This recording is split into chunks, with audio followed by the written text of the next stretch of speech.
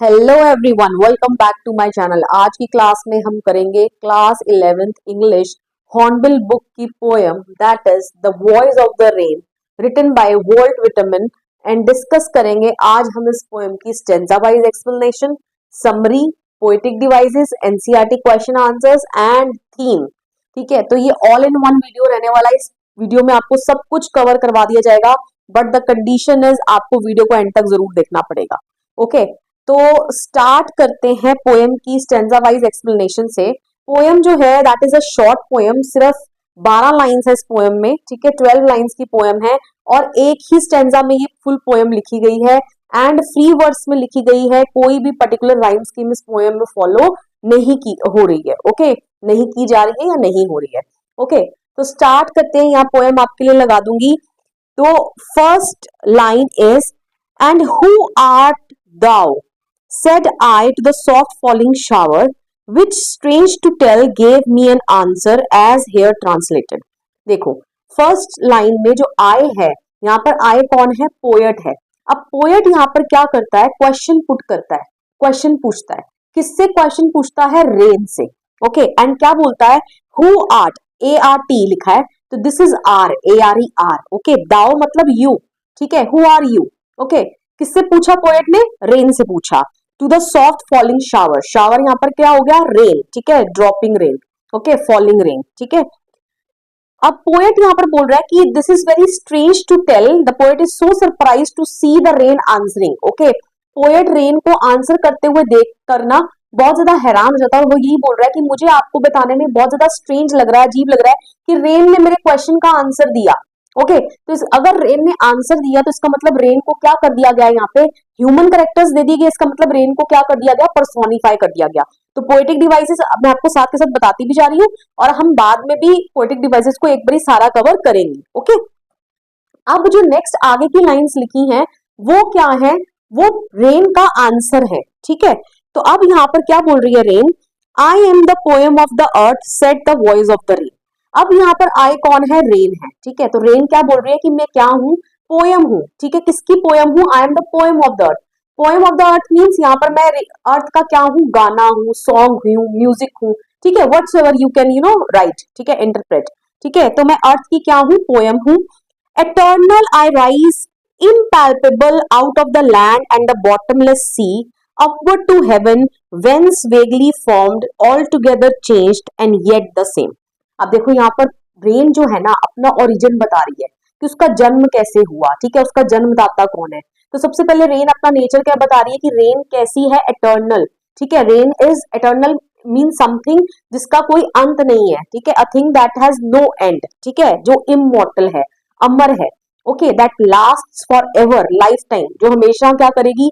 जिंदा रहेगी। ठीक है, तो यहाँ पर वो अपने प्रोसेस को यही बता रही है कि रेन क्या बोल रही है कि आई एम एटर्नल। ठीक है, मेरा कोई अंत नहीं है। Okay, I rise impalpable out of the land. ठीक है, इम्पैल्पेबल मीन्स यहाँ पर क्या हुआ? जो ऐसी चीज जिसको हम टच ना कर पाए, देख ना पाए। ठीक है, a thing that is visible can not be touched. Okay, अब हमें पता है रेन का जन्म होता कैसे है।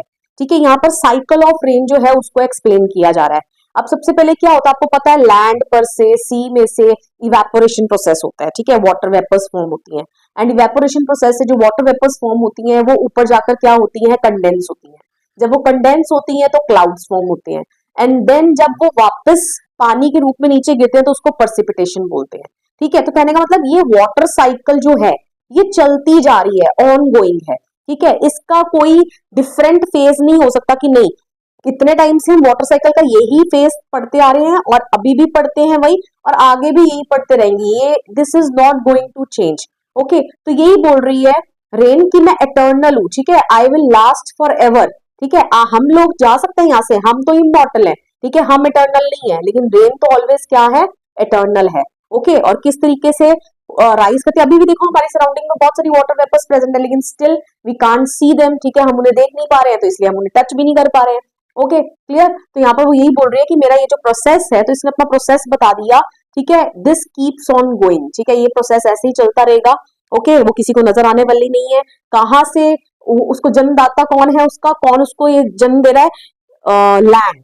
ठीक है, क्योंकि लैंड से ही पानी इवेपोरेट होता है।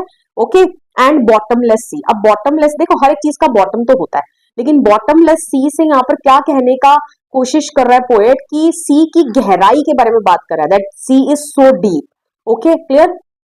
तो सी के ऊपर से भी इवेपोरेशन होता है, तो लैंड और सी उसके क्या है, ओरिजिन है, उसका सोर्स है, ठीक है, जहां से रेन का बनना जो है वो शुरू होता है। ओके, एंड फिर वो वाटर वेपर राइज करके कहाँ जाती है, अपवर्ड टू हेवन। हेवन यहाँ पर क्या है, स्काई, ठीक है, ऊपर की ओर जाती है। वेंस, वेंस मतलब फ्रॉम वेयर, ठीक है।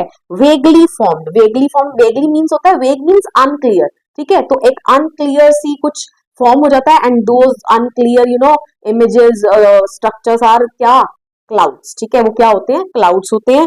ऑल टुगेदर चेंज्ड, ठीक है, तो बोले मेरी जो फॉर्म है ना वो बिल्कुल पूरी टोटली चेंज हो गई है। Okay, and yet the same, लेकिन फिर भी सेम रहती है। क्या मतलब, कॉम्पोजिशन रिमेन्स द सेम, है ना, क्योंकि हमने साइंस में पढ़ा chemical change and physical change.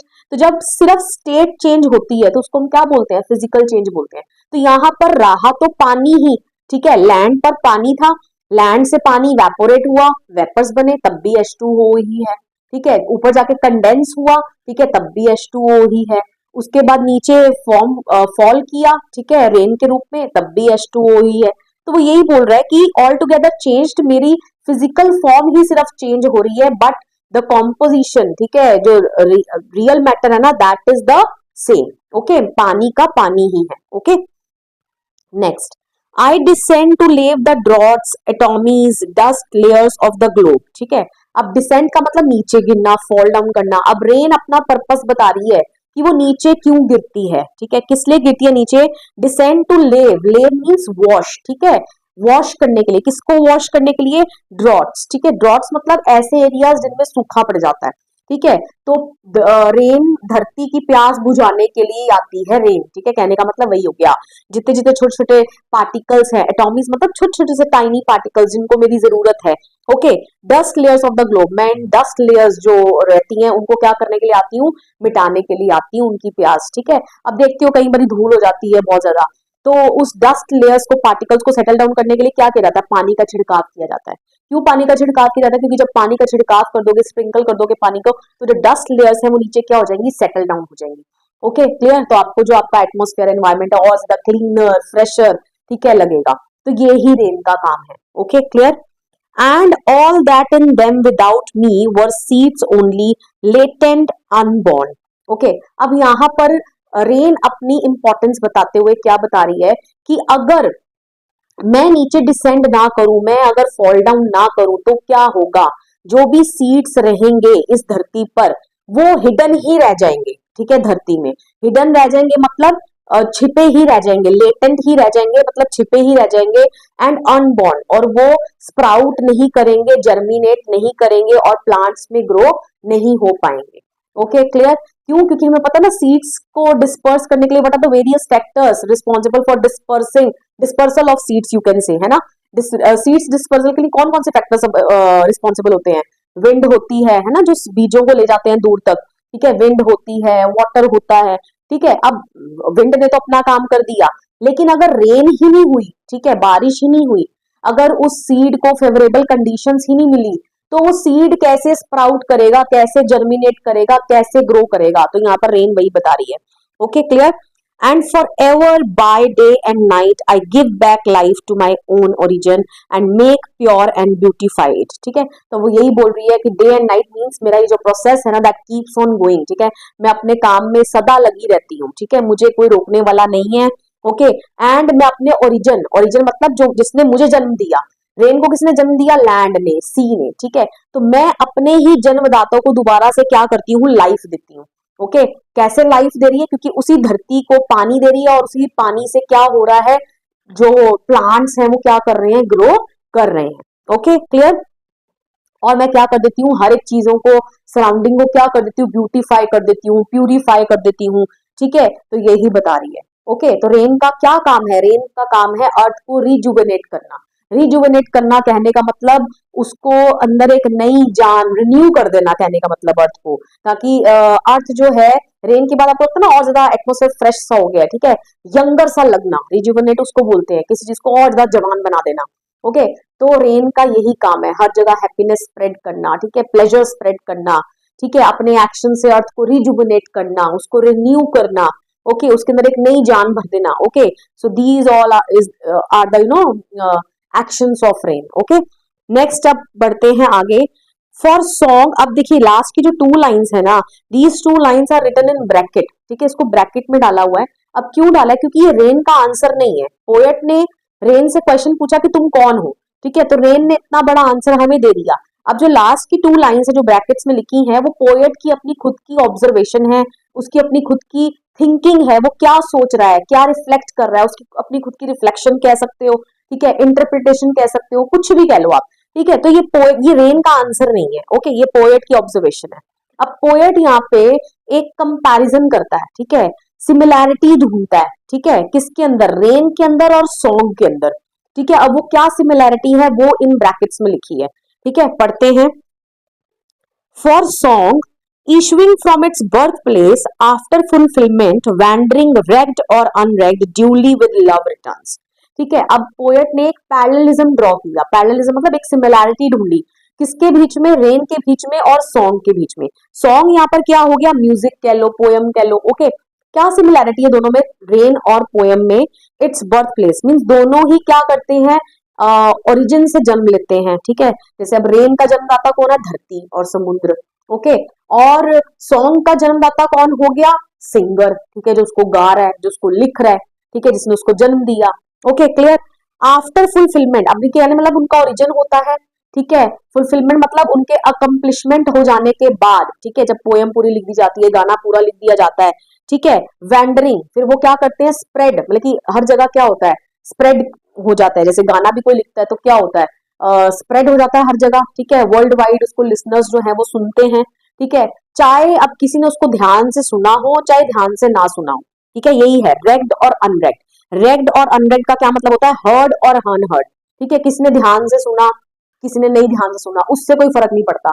गाने ने अपना काम किया, जिसने उसको ध्यान से सुन लिया उसने उस इंसान के दिलों को छुआ, ठीक है, उनके दिलों को छुआ, उनके इमोशंस को टच किया, ओके, और क्या किया? उनको सूद किया, ठीक है, उनको रिलैक्स किया, ठीक है, उनको एनर्जाइज किया, उनको इंस्पायर किया, ठीक है। तो गाने ने अपना काम किया, ठीक है, तो स्प्रेड हुआ वर्ल्ड वाइड, ठीक है, लिसनर्स ने उसको सुना, उसने अपना जो पूरा इम्पैक्ट वो डालना चाहता था लिसनर्स के ऊपर, उसने वो भी इम्पैक्ट डाला, ओके, एंड देन वापिस आ गया ड्यूली टू इट्स ओरिजिन, ठीक है, टू इट्स सोर्स, जिसने उसको पैदा किया था, जो उसका जन्मदाता था, उसके पास वापिस आ गया, सिंगर के पास, ठीक है, with love, with lots of love, with lots of appreciation, ठीक है, क्योंकि जो सुनते हैं वो गाना वो एप्रिशिएट करते हैं ना, ठीक है, किस फॉर्म में करेंगे? गाना सुपर डुपर हिट चला जाएगा।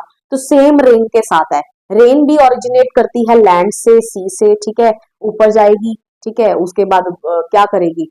बादल बनाएगी, फिर दोबारा पानी नीचे आ जाएगा, पानी नीचे धरती पर आके इसको क्या करेगा? हरा भरा कर देगा, ठीक है, एटमोस्फेयर को, अर्थ को रिजुविनेट करेगा, ठीक है, बल्कि सबको खुशियां पहुंचाएगा, और फिर दोबारा से अपना जो सोर्स था जिसने उसको जन्म दिया था वापस से उसी के पास आ जाएगा, ओके। तो ये सिमिलैरिटी जो है पोएट जो है वो ड्रॉ करते हैं between rain and the song, okay, clear.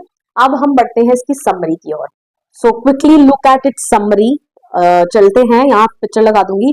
The poem is in the form of the answer to a question that the poet puts to the rain, who are you, ठीक है। तो ये लिखा है कि पोएम जो है वो एक आंसर की फॉर्म में है, ठीक है, जो क्वेश्चन किसने पूछा, जिस क्वेश्चन का आंसर किसने दिया? रेन ने दिया, और वो क्वेश्चन किसने पूछा? पोएट ने पूछा रेन से, ठीक है। वो क्वेश्चन क्या था कि who are you, okay.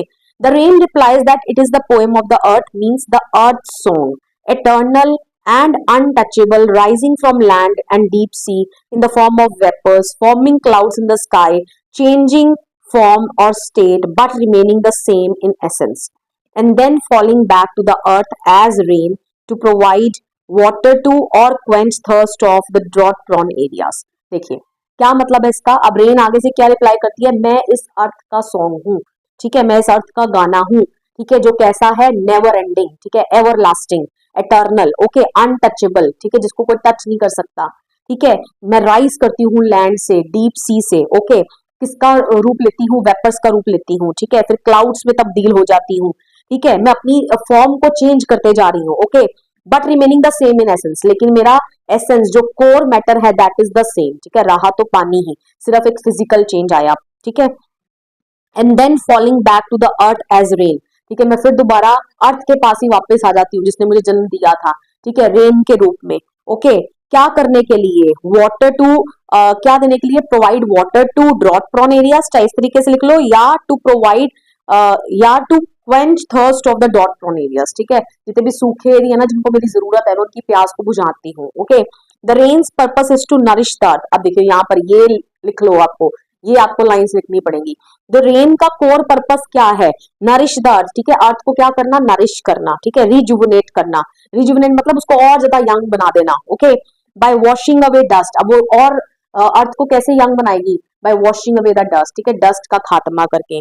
Okay, purifying the air, air को प्यूरिफाई करके, and bringing dormant seeds to life. ठीक है, डोरमेंट मतलब जिसकी ग्रोथ रुक गई हो। ठीक है, तो उन डोरमेंट सीड्स को वो दोबारा से क्या दे देगी? जन्म दे देगी। ठीक है, उनको उनका जीवन दे देगी। Okay, and to ensure that life continues to flourish. और मेरा ये देखना है कि जो लाइफ है वो इस धरती पर कंटिन्यू रहे। ठीक है, उसका अंत नहीं होना चाहिए। ओके, क्योंकि हमें पता है वाटर जो है, rain is very much important. ठीक है, रेन है तो सब कुछ है। Okay, it gives back life to its own origin. ठीक है, वो अपने ही ओरिजिन को दोबारा से लाइफ देती है, जीवन देती है। उसका ओरिजिन कौन है? मैंने ब्रैकेट में डाल दिया, लैंड और sea, by beautifying and purifying them. ठीक है, the final two lines set in brackets reflect poet's thinking, observation और परसेप्शन। जो लास्ट की जो टू लाइन्स हैं जो ब्रैकेट्स में लिखी हैं वो पोएट की क्या है? थिंकिंग है, ऑब्जर्वेशन है, परसेप्शन है, कुछ भी आप लिख लो। ठीक है, vitamin draws a parallel between rain cycle and the journey of the song. ठीक है, पैरेलल मतलब सिमिलैरिटी ढूंढता है वो किसके बीच में? रेन की साइकिल में एंड सॉन्ग के बीच में, journey of the song. Okay, अब वो क्या सिमिलैरिटी है? As the song originates from its birth place, जैसे कि सॉन्ग अपने बर्थ प्लेस से क्या लेता है? जन्म लेता है। Okay, spreads world wide. ठीक है, through it's singers and listeners. ठीक है, और वर्ल्ड वाइड क्या करता है? स्प्रेड हो जाता है। ठीक है, किसके द्वारा? अपने लिसनर्स के द्वारा, सिंगर्स के द्वारा। ठीक है, returns to its creator with love and appreciation, और वापस जिसने उसको क्रिएट करा वो उसके पास वापस आ जाता है। ठीक है, क्या लेकर? बहुत सारे लव के साथ, बहुत सारी एप्रिसिएशन के साथ। After fulfilling it's purpose. ठीक है, अपने पर्पस को पूरा करने के बाद, और उसका पर्पस क्या है? Of touching lives, hearts. ठीक है, जो उसको सुन रहे हैं उनके दिलों को छूना। ठीक है, उनकी लाइफ्स को छूना। Soothing the listeners. ठीक है, उनको एक कामनेस पहुंचाना, उनको फ्रेश अनुभव करवाना। ओके, वेदर एक्नॉलेज्ड और नॉट, चाहे उन्होंने उसको ढंग से सुना, उसकी परवाह करी गाने की, चाहे नहीं करी। ठीक है, गाने को उससे कोई मतलब नहीं है। ठीक है, उसने अपना काम पूरा किया।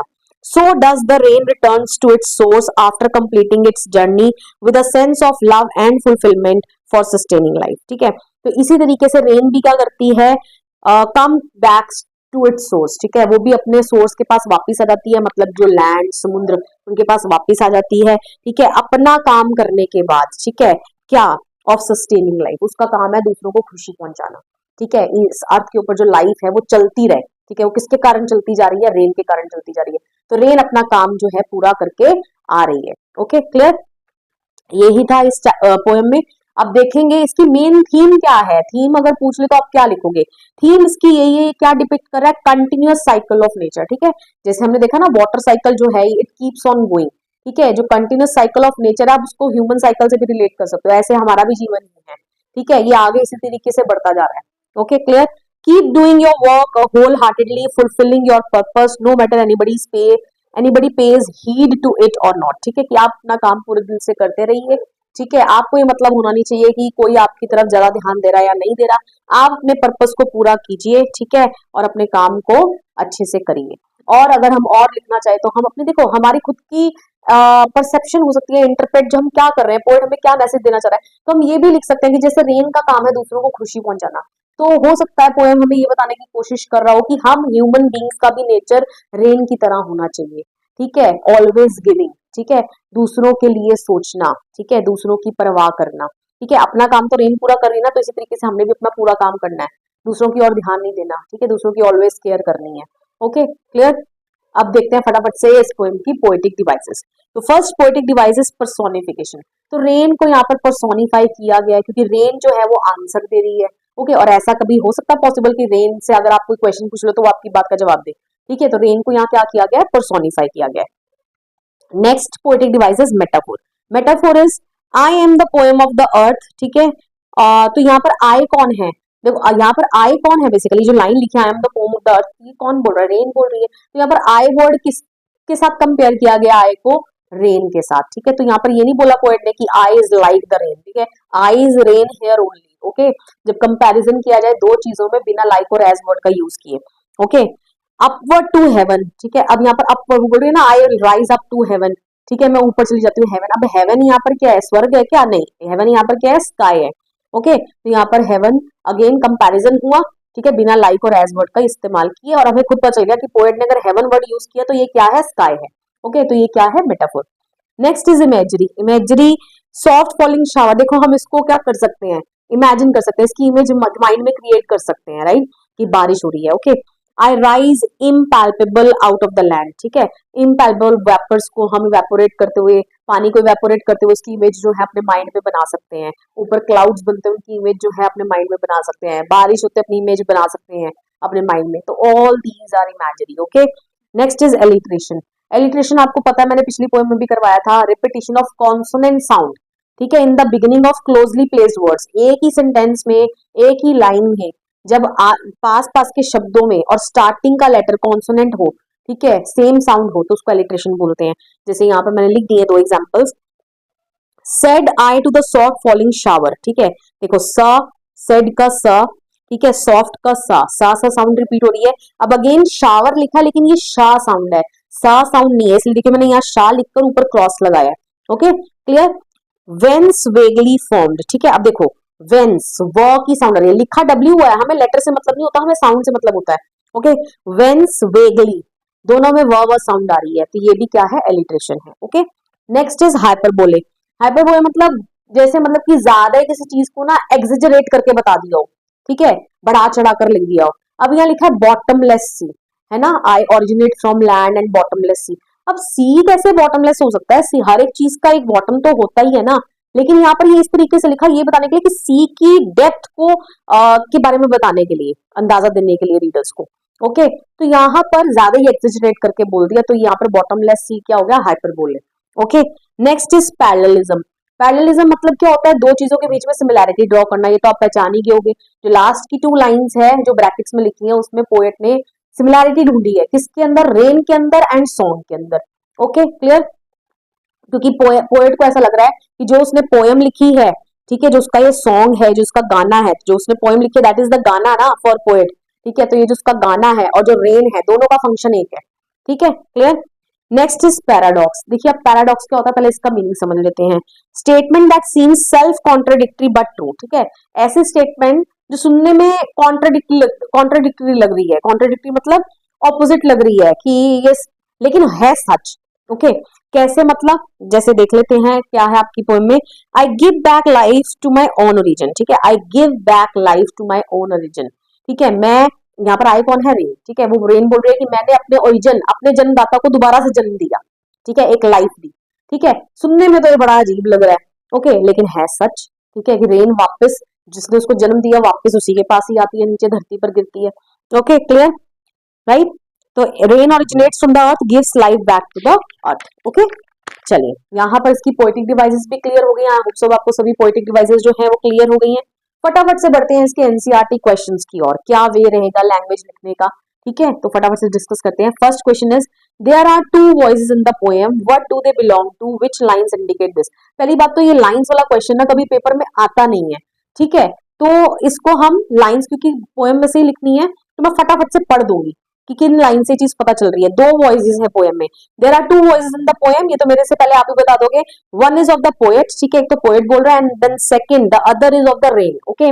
The following lines indicate this, and who art thou, said I to the soft falling shower, I am the poem of the earth, said the voice of the rain, okay, clear. Next question, what does the phrase strange to tell mean, ठीक है, poet ने second line में लिखा था ना कि it's strange to tell, ठीक है, कि रेन इज आंसरिंग, तो स्ट्रेंज टू टेल का क्या मीनिंग है, ओके।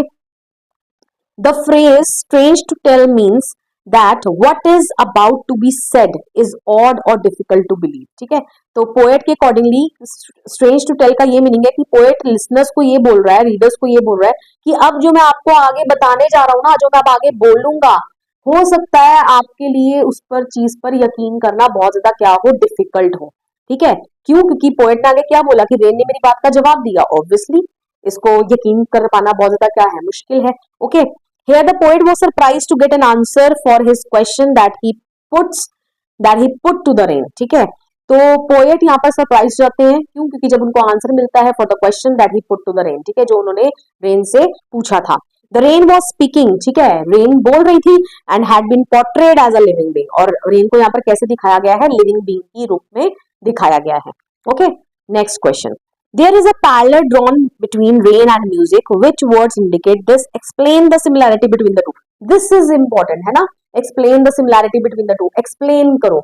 लाइंस कौन सी है ये नहीं पूछने वाला वो, ठीक है, तो देख लेते हैं फटाफट से। There is a parallel drawn between the rain and music, the lines I give back life to my own origin, and for song issuing from its birthplace after fulfillment, wandering read or unread, duly with love returns, show the similarity between the two. Okay, अब तो ये तो lines होगी। अब main है हमें इस answer पर फोकस करना है, ठीक है, इसको बहुत अच्छे से प्रिपेयर कर लेना। The cyclic nature of both the rain and the music is the same, ठीक है, तो यहाँ पर यही बोल रहा है ना, explain the similarity between the to. क्या सिमिलैरिटी है रेन और सॉन्ग में? ठीक है, यही सिमिलैरिटी है कि दोनों का साइक्लिक नेचर जो है ना, रेन का और गाने का, that is the same. Cyclic nature मतलब वही, जहां से ओरिजिनेट होना, रेन वापस वहीं आ जाती है, तो गाना भी जिसने उसको क्रिएट करा, ठीक है, घूमता है, ठीक है, लिसनर्स तक पहुंचता है और फिर दोबारा अपने क्रिएटर के पास वापस आ जाता है। ओके, तो यही लिखा है, the cyclic nature of both the rain and the music is the same, they both originate from a source. ठीक है, दोनों ही एक सोर्स से क्या करते हैं? ओरिजिनेट करते हैं, जन्म लेते हैं। तो यहाँ ब्रैकेट में मैंने डाल दिया, रेन का सोर्स कौन है? आप भी इसी तरीके से लिख के आना, रेन का सोर्स कौन है? अर्थ, लैंड और सी, एंड म्यूजिक का सोर्स कौन है? सिंगर, ठीक है, या क्रिएटर लिख दो, जो भी आप लिखना चाहते हो। राइज अप, ठीक है, रेन क्या करेगी? राइज अप करेगी, ठीक है, वेपर्स की फॉर्म में, एंड गाना क्या करेगा? स्प्रेड करेगा। ओके, फुलफिल देयर पर्पस, और अपने पर्पस को पूरा करेंगे, ठीक है। अब क्या है उनका पर्पस? रेन्स पर्पस क्या है? टू स्प्रेड हैप्पीनेस, ठीक है, हैप्पीनेस स्प्रेड करना, रिजुविनेट अर्थ, ठीक है, spreading freshness, cleansing and beautifying the land. और म्यूजिक का क्या पर्पस है? Is to inspire, heal, touch and soothe the hearts of the listeners. Okay, and return to their origin या source, fulfilling a perpetual cycle, ठीक है, और फिर वो अपने ओरिजिन के पास वापस आ जाते हैं, ठीक है, अपनी एक परपेचुअल मतलब जो कंटिन्यूइंग साइकिल है उसको पूरा करते हुए। Okay, clear? So this is the answer and this should be the way you should write your answer. Okay, तो इसको आप फॉलो कर लेना। Next question, question number 4, how is the cyclic movement of rain brought out in the poem? Compare it with what you have learned in science. ठीक है, जो cyclic movement दिखाई गई है ना रेन की यहाँ पर, तो बोल रहा क्या जो आपने साइंस में पढ़ी थी छोटी क्लासेस में, क्या वो बिल्कुल सेम ही है? ठीक है, हाँ बिल्कुल सेम ही है। फटाफट से रीड कर लेते हैं। The poet has brought out the cyclic movement of the rain. The rain evaporates from land, ठीक है, evaporate करती है, and sea and forms clouds, ठीक है, land और sea से evaporate करता है पानी, ठीक है, और क्या फॉर्म करता है? Cloud. These clouds then again descend on the earth, ठीक है, ये क्लाउड्स क्या करते हैं? नीचे गिरते हैं ना, ठीक है, पानी के फॉर्म में। Okay, earth in the form of rain only to go back into the atmosphere as vapours, ठीक है। अब ये नीचे गिर रहे हैं, क्यों? क्योंकि दोबारा से फिर दोबारा वेपर्स बनके फिर दोबारा ही ऊपर जाएंगे, ठीक है। In science too, the cyclic movements of rains are described as accurately as they have been done in the poem. तो यही बोल रहा है, साइंस में भी हमने ये ही बिल्कुल साइक्लिक मूवमेंट पढ़ी थी पानी की, रेन की, जो हमें इस पोएम में बताई गई है। Okay, next question, why are the last two lines put within the brackets? ठीक है, लास्ट टू लाइंस को, ये क्वेश्चन इंपॉर्टेंट हो सकता है, ठीक है, हो सकता है टीचर आपकी पूछ ले, ठीक है, अदरवाइज जो साइक्लिक नेचर था, ये जो सिमिलैरिटी थी, इसको तो बहुत अच्छे से प्रिपेयर कर लेना। ओके, तो दो लास्ट की टू लाइंस क्यों ब्रैकेट्स में लिखी हैं? The last two lines of the poem put within the brackets are not part of the rain's answers, ठीक है, वो रेन का आंसर नहीं है, ठीक है, तो फिर वो क्या है हम वो बताएंगे। These two lines depicts poet's general observation, reflection या thinking about the song and his way of drawing parallelism between the song and the rain, ठीक है। जो लास्ट की टू लाइंस हैं वो पोएट की जनरल ऑब्जर्वेशन है, ठीक है, रिफ्लेक्शन है या उसकी थिंकिंग है, किसके बारे में? सॉन्ग के बारे में, ठीक है, और ये उसका वे है ऑफ ड्रॉइंग पैरेललिज्म, दोनों के बीच में सिमिलैरिटी ढूंढने का, किसके बीच में? रेन और गाने के बीच में, ठीक है, तो यही हमने लिख दिया, बस दैट्स इट। और यहाँ आपका एनसीईआरटी क्वेश्चन आंसर्स भी हो गए कवर। आई होप सब आपको इस पोएम में कोई डाउट नहीं रह गया है, कुछ भी ना समझ में आया हो एक बार वीडियो को दोबारा से देख लेना, आपके सभी डाउट्स क्लियर हो जाएंगे। वीडियो पसंद आया, वीडियो को लाइक करिए, शेयर करिए, कमेंट करके बताइए वीडियो आपको कैसा लगा, and please don't forget to subscribe my channel. मिलेंगे नेक्स्ट वीडियो में, till then bye bye।